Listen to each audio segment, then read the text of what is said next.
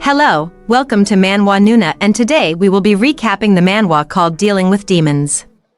Please like, comment and subscribe to help the channel grow. Enjoy! This manhwa starts with Hwamyung, a demon, lounging around with an oxygen mask. He's griping about his life of torture, murder, sex, and drugs. Then he takes off the mask, breathes out some flames, and says he's totally over it all. His assistant Soo-hyun shows up with a birthday cake that's more candle than cake as it has 280 candles, which represents Hwamyung's age, asking if that's all Hwamyung has to say on his 280th birthday. Hwamyung sits up, wondering how other demons handle such a long, boring life. He tells Soo-hyun he's lucky to die soon. Being human and all. Hwamyung can't remember when he last felt his heart pumping, maybe half a century ago? He blows out his 280 candles and tells Soo-hyun he's jealous his brain still makes dopamine. Soo-hyun suggests trying something new instead of being so negative. Hwamyung thinks he's done pretty much everything a demon can do, except save people. Soo-hyun proposes he go save someone, which catches Hwamyung off guard. Thinking it won't be fun, Hwamyung ends up sprawled on a train seat, waiting to play hero. He tells himself he's only there because he's bored out of his mind at home. Two elderly guys spot him and call him a young man, saying the seat's for old folks. So the 280-year-old Hwamyung lets them sit uncomfortably on either side of him. He puts his hands on their shoulders, calls them young-uns, and casually mentions there are evil spirits all over the train, which means a bunch of people are about to die. One of the old guys freaks out and asks Hwamyung if he's a shaman. Right then, some dude jumps up wearing a hazard mask, yelling about how unfair life is and why he's the only one suffering. He whips out a gas tank and starts spraying toxic gas everywhere. People freak out and run, and he runs after them yelling they should die. The ones who couldn't escape the gas start coughing and collapsing. In all this chaos, there's this girl, Dokyung Kim, just chilling on her seat, tapping away on her phone like it's no big deal. The gas guy notices her and turns off his doomsday device. Then he asks her what she is doing, why she isn't running away, and if she is ignoring him. When she ignores him, he loses it. He shouts asking her if she has a death wish, and threatens to release the toxic gas again. Dokyung pauses her music, takes out her earphones, and calls him a dumbass. He angrily yells that she should die as he releases the toxic gas, and Dokyung just sits there waiting for the gas to take her, but to her surprise, the gas starts to dissipate. Hwamyung sucks up all the gas like it's a milkshake, shocking the people who have made it to the other train car. He slurps and gulps it, and when he finishes, he lets out a satisfied exhale. The gas guy takes off his mask as he asks Hwamyung who he is while holding a knife, and Hwamyung shoves his head through the window while the people who witnessed the incident stare at him in shock with their phones out. Then he says that he has saved all of the people, yet it was no fun at all, and blames himself for listening to Soo-hyun. Then he grabs Dokyung's face, squishing it together as he says that he saved her life out of curiosity and a bit of generosity, and asks her how it feels to have her measly life rescued. She replies that she never asked him to save her, which shocks him, and then she grabs his face back as she says that she didn't want to live. She continues by saying that she was hoping that her life would end there. She was hoping that this would be her last misfortune. She starts to hysterically cry as she asks him why he even saved her. Earlier, Dokyung received various text messages notifying her that her account had been frozen, and she removed it and listened to music instead. About a year back, Dokyung sold all her good fortune to a demon. She literally traded away her luck to some nameless demon, which exposed her to all kinds of scams, being implicated in crimes she didn't commit, losing all her friends, and failing at every attempt to make a living. In other words, she became hopelessly unlucky. Her life had fallen into an endless downward spiral as if some balance had been broken. Things got so bad that she started thinking that maybe being dead wasn't such a bad idea. That was why when that nut job on the train started his gas attack, she didn't even flinch. Back in the present, when the train arrives at the train station, the passengers run out, while Soo-hyun, who is disguised as the police, coordinates the passengers' exit. Meanwhile, Dokyung and Hwamyung are still inside, holding each other's faces. He asks her if that is how she is going to be, and reminds her that he saved her life. She responds by asking him when she asks him to save her and says that she has lost everything, her house, and money, and asks him how she is supposed to live from then on. Soo-hyun pops up, breaking their face off. He tells Dokyung he's a cop and needs to question Hwamyung about the incident. As they're leaving, Hwamyung's whining about having to go, and Soo-hyun reminds him how many people saw him sucking up that gas. Hwamyung's so annoyed he breathes fire, complaining about not getting any thanks. Dokyung asks him if he is a demon. She says that she can tell since she has seen one before, though the one she knew wasn't as lousy as Hwamyung, and then she turns to Soo-hyun, saying she bet he isn't an officer. She asks Hwamyung why he is walking among people in broad daylight, and what he is scheming with Soo-hyun. Hwamyung replies that he thought it would be fun to try saving some people, and asks her if he is not allowed to, which makes her angry. She asks him if he has no clue about the sorry state of the people's lives he leaves his mark upon. She recalls what the demon who bought her luck told her, Dokyung Kim, 27 years old. From now on, you'll live a life of total misfortune. You'll keep enduring, but when no one wants you alive anymore, you'll die alone and miserable. Dokyung tells Hwamyung to never show his face again and that she won't ask for his help, so he should just crawl back to wherever he came from. After she leaves, Hwamyung puts his hand on the left side of his chest, which is covered in markings, as he says that Dokyung was mean, and Soo-hyun asks him if he thinks that she is going to be okay. Hwamyung nonchalantly says whatever, and that Dokyung should probably end her life if she is that miserable. His markings grow until it gets to his face. He touches it and tells Soo-hyun to find the demon, who Dokyung made a contract with. When Soo-hyun says that he thought he wasn't interested in Dokyung, he replies that there is something he wants to check. As they leave, they don't notice that the man, who tried to end everyone's life on the train, is gone. Later, Dokyung takes a walk on a bridge, looking at the sea and talking to herself about how it's been exactly a year, just like the demon said. She yells in frustration, asking what she did to deserve this, when suddenly, the gas guy from the train shows up behind her. He grabs her by the neck, yelling that she deserves to die. He asks her if she remembers that she ignored him while pulling his mask, revealing his bleeding face, and asks her if she looks pathetic to him. Dokyung calls him a psycho and says it wasn't her who messed up his face, it was the demon. The gas guy asks her how he is supposed to beat the demon, and tells her to shut up and die for real as he pushes her off the bridge. As she falls, Hwamyung suddenly jumps off the bridge, removing his shirt and revealing his wings.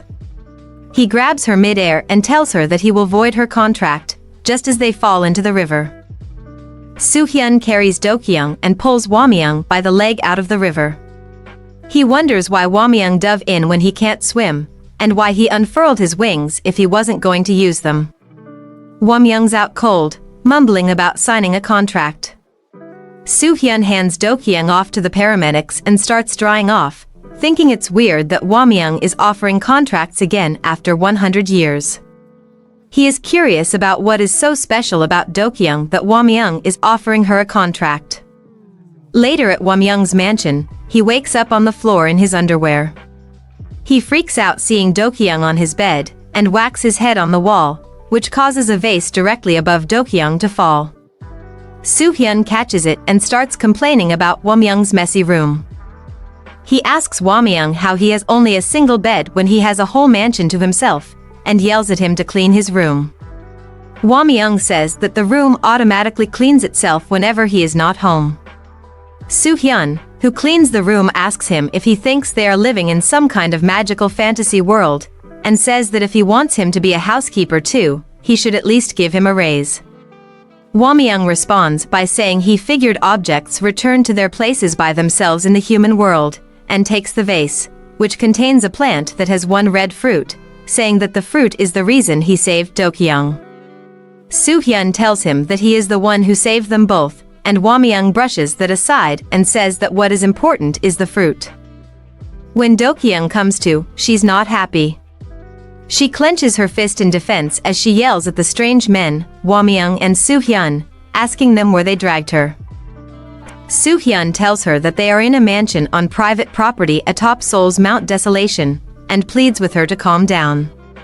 Hwamyung tells Dokyung that he heard that she gave her luck away to the Demon of Fortune, and she responds by asking him if demons have their own chat room. Soo-hyun tells her that finding out that kind of thing is part of his job. He digs for secrets, does the dirty work, and cleans up the house. Hwamyung says to Dokyung that he will get her back her good fortune, and asks her if she wants to sign a contract with him. She asks him if he expects her to sign another contract, what he is the demon of, and if he is the demon of ugliness. An annoyed Hwamyung says that he is a demon who lives off feelings of disillusionment, and tells her that if she signs a contract with him, it would be a win-win for both of them. He continues by saying that she sends her feelings of disillusionment to the plant like a wireless device, and he reaps the fruit it produces. He adds that Dokyung should consider herself lucky because he doesn't bother with contracts since they are such a hassle, but she is an exception. He realizes that Dokyung isn't in the room anymore, and asks where she went. Soo-hyun, who is cleaning the room, says that she stopped listening and booked it. Outside, Dokyung runs through Hwamyung's fields. The place doesn't have a single road and Hwamyung flies after her, yelling about trampling his crops. She calls the crops weeds, and he tells her that he planted the crops with his blood, sweat, and tears, not adding that he did it whenever he had nothing better to do. He notices a red glow, and when he looks down he sees that crops have started producing the red fruit. Meanwhile, in the city, the Demon of Fortune announces to people that he is giving out free perfume samples. Whenever someone shows interest, he gives them an envelope, which contains a contract that says you shall receive some perfume for your luck or something like that, I don't know. Please enter this event for a free perfume sample. The people assume that the contract is just a marketing contract, so they sign it and happily take a free perfume. At the end of the day, the Demon of Fortune manages to 17 people's luck. Later, news breaks that a 5-story building collapsed at 3 p.m. that day at the site of a university festival in Seoul, and the authorities involved are currently investigating the cause of the collapse. At the collapse site, the firefighters find someone under the rubble, and when they remove the stones from the person, who turns out to be the Demon of Fortune, he stands asking how many people died.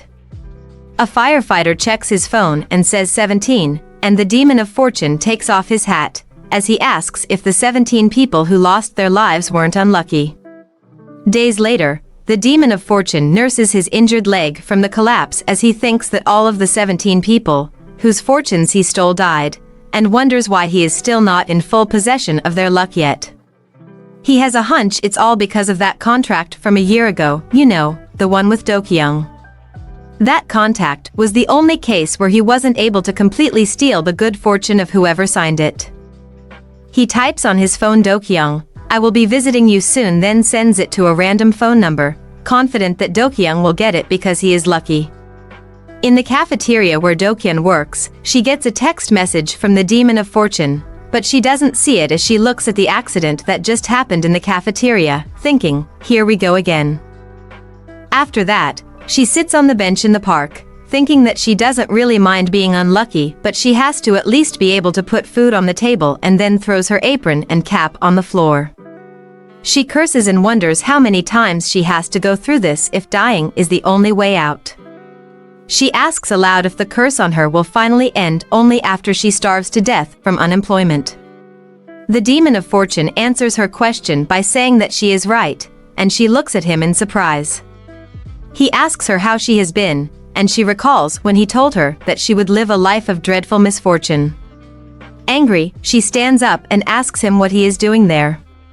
He replies by saying it is not like he wanted to visit some human who signed a contract with him a year ago while pulling out a dagger. However, she is holding out a little too long and throws the dagger at her feet. He stretches his body as he continues by saying that a human who makes a deal with him must succumb to misfortune and die, otherwise he can't get his share of good fortune. He asks her if she hasn't struggled enough and why she doesn't just call it quits already. Dokyung demands that he give her back her good fortune, and she tells him that she was told she could get it back by voiding the contract, so he should give it back to her immediately. He tells her that he's afraid that it isn't something he can do for her, and she grabs him by his shirt and she yells, asking him what he came there for. She tells him that if he was going to end her life, he should have just done it already, and asks him why he is there all of a sudden when he has kept his nose out of her business all this time. He removes her hand from his shirt, picks up the knife, and puts it in her hands as he asks her who told her about voiding the contract. She tells him that it was another demon, and he dares her to end his life with the knife because that is the easiest way of voiding the contract. She holds the dagger, unable to do anything, and he points out that she doesn't have the courage to do so. He pushes her, saying that an unfortunate soul, plundering in such a hellish life, wouldn't be able to end his life, no matter what they tried, and starts walking away. Dokyung recalls when someone dear to her stood on a bridge and told her that she couldn't find an escape out of her cursed life. Then she told Dokyung not to die like her. Dokyung summons the courage and attempts to stab the demon of fortune. With Dokyung's luck or lack of luck, she ends up stabbing a basketball instead. She lets go of the knife and it bounces away with the knife still in it. The owner of the ball calls out to them and asks if they could throw his ball back to him. And they toss him his deflated basketball, which surprises him. The demon of fortune tosses the knife in the air as he says to Dokyung that he didn't expect her to actually try to stab him, which is a bit disappointing, and asks her why she would hold out so long, then says that it is only giving him more work to do. He tells her that it would have been nice if she would just end her own life like a friend did. Dokyung punches him right in the face, which sends him tumbling down to the floor, and says it looks like his good fortune can't protect him from her punch. She adds that it's expected because his luck isn't his, to begin with, since he has just stolen it from other people. The demon of fortune sits up, muttering to himself that something always messes up his plans, and then he tells Dokyung that she gives him no choice but he has to just end her life while standing up. As he's about to do just that, Soo-hyun stands in front of him, telling him to pay up for ruining his ball. Then he grabs the demon of fortune's hand, which holds the knife, asking him why he is carrying around something like that, and says that he might hurt himself seriously if he goes around messing with knives without knowing how to use them. Then Hwamyung joins the party, throwing his arm around the demon of fortune like they're old pals. He calls the demon of fortune kid and says that he gets that he is a demon, but he can't go around ending people's lives indiscriminately. Then he asks him if he realizes that scams and multi-contracts are both taboos among humans.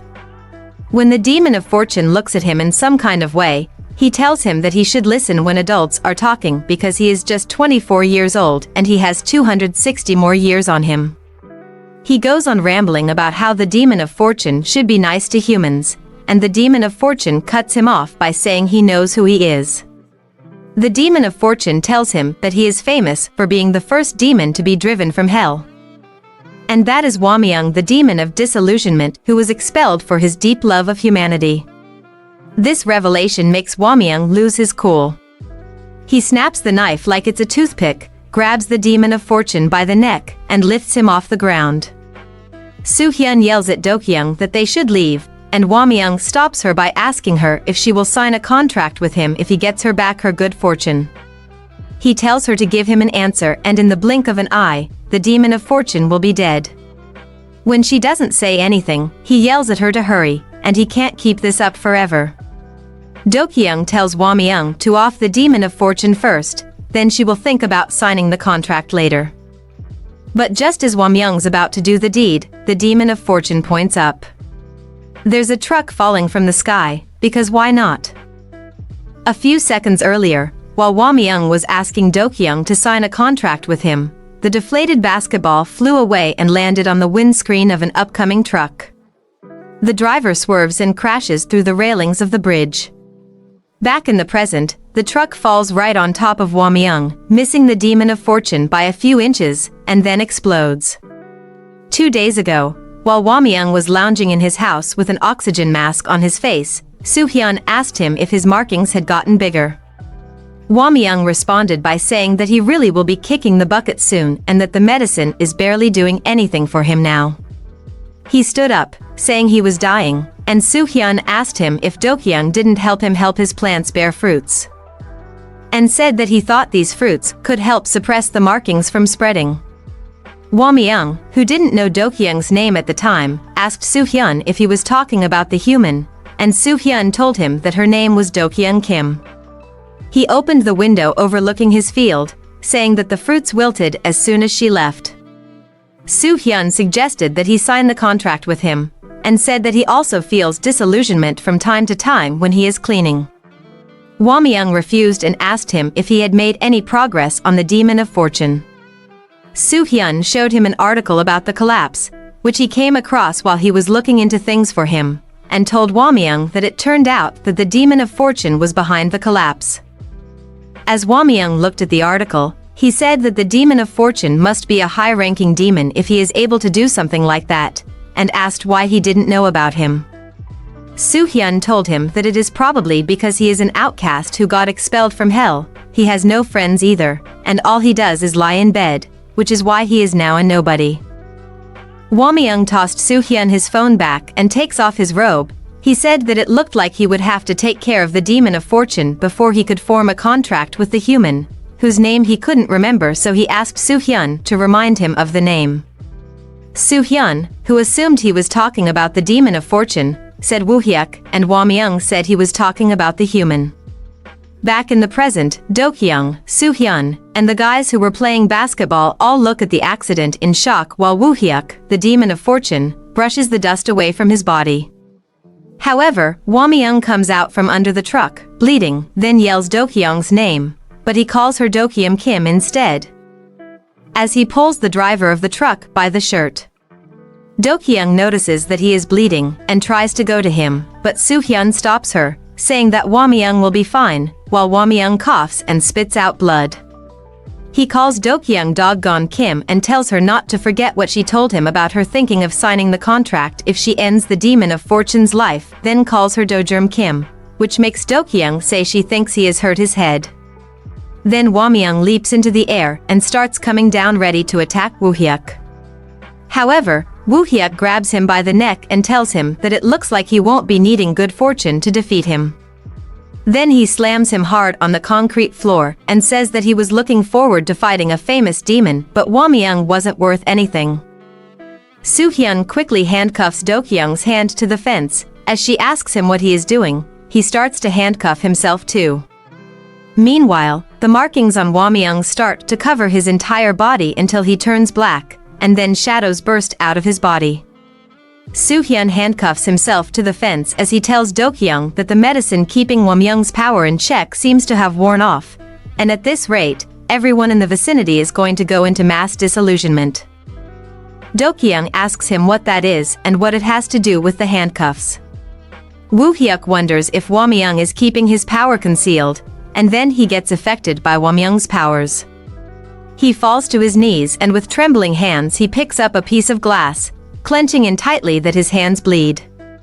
Soo-hyun tells Dokyung that what is going on is a power that manifests when Hwamyung loses control of himself. Within the shadows swirling around, the tiniest feeling of disillusionment in a person's mind becomes massively amplified in seconds. If they are unable to control or resolve such a feeling, they become engulfed in helplessness and ultimately succumb to a state of absolute emptiness. And worst-case scenario, they end their own lives. Woo-hyuk struggles with a piece of glass which is pointed at his stomach, thinking that the situation is really bad. Hwamyung starts floating in the air, releasing more shadows. Woo-hyuk, whoever is unable to control his disillusionment, plunges the piece of glass into his stomach. The people, Soo-hyun and Dokyung, start to succumb to Hwamyung's powers. Dokyung recalls her friend telling her not to die like her, and she opens her eyes as she gets control of herself. Soo-hyun, who is still struggling, shows her the handcuff key under his socks and tells her that he leaves Hwamyung to her. She releases herself and decides to leave Soo-hyun locked just in case. And then she goes to Hwamyung while complaining about demons knowing how to wreak havoc. She walks past Woohyuk, who is on the floor moaning in pain. When she gets to Hwamyung, she sees the point in his heart that is releasing the shadows and wonders what she is supposed to do. She covers the point with her hand and immediately gets transported to a field. She sees Hwamyung in the distance, which makes her wonder if she is inside his consciousness. She yells, calling him dude, as she moves towards him and says that he has unleashed complete chaos outside, and now he is chilling, but he doesn't hear her because he has a headset on. He sings along to the song he is listening to and dances. She angrily asks him what he is doing, calls him an idiot, and hits him hard on the back of his head, which brings him back to reality. He looks at her, while she holds him in her arms. When Dokyung touched Hwamyung's heart, Woohyuk looked at her in shock as he wondered who she was, and Soohyun also watched her. When everything ended, Hwamyung's markings appeared on her face and disappeared. Hwamyung starts to point it out but falls asleep. She leaves home on the floor and goes to Woohyuk, who is struggling to get up. She picks up the piece of glass, presses it against Woohyuk's neck, and says that that day marks the 26th time she has gotten into a near-death experience, losing her good fortune. He tells her that it is a miracle she hasn't died already, and she says that she can't keep up with this miserable existence, so she needs to void the contract. She reminds him that he told her that the easiest way to void the contract would be to end his life, and says that it means that there is also a not as easy way of achieving the same thing. She demands that he tells her what it is. And she asks her why she is making things more difficult for herself when she can just slash his neck and get it over with. She responds by saying that she doesn't want to become a murderer because of someone like him, so he should talk before she changes her mind. He notices the markings on her face and tells her that there are 3 ways of voiding the contract they made. One is for her to die, the second is for him to die, and the only choice left for her is to give up her humanity. She grabs his shirt as she asks him what that means, and demands that he explain so she can understand. He explains that demons can't form contracts with another demon, so if she becomes a demon, it will naturally void the contract.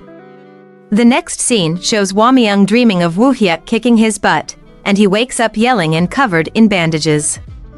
When he calmed down, he noticed a huge framed picture of Dokyung holding him with the headline of the accident that occurred on his wall.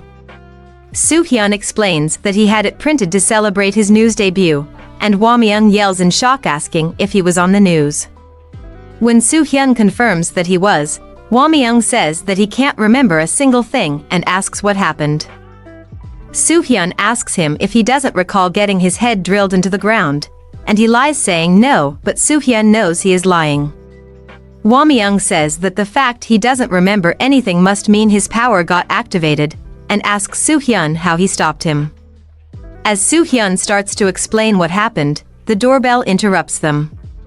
They open the door to Dokyung, who calls Hwamyung the demon of ugliness and says that she thought he was going to kick the bucket, but it looks like he is all right. Hwamyung calls her Dokyum Kim as he looks at her in confusion, and Soohyun holds up a banner, welcoming Dokyung to their house.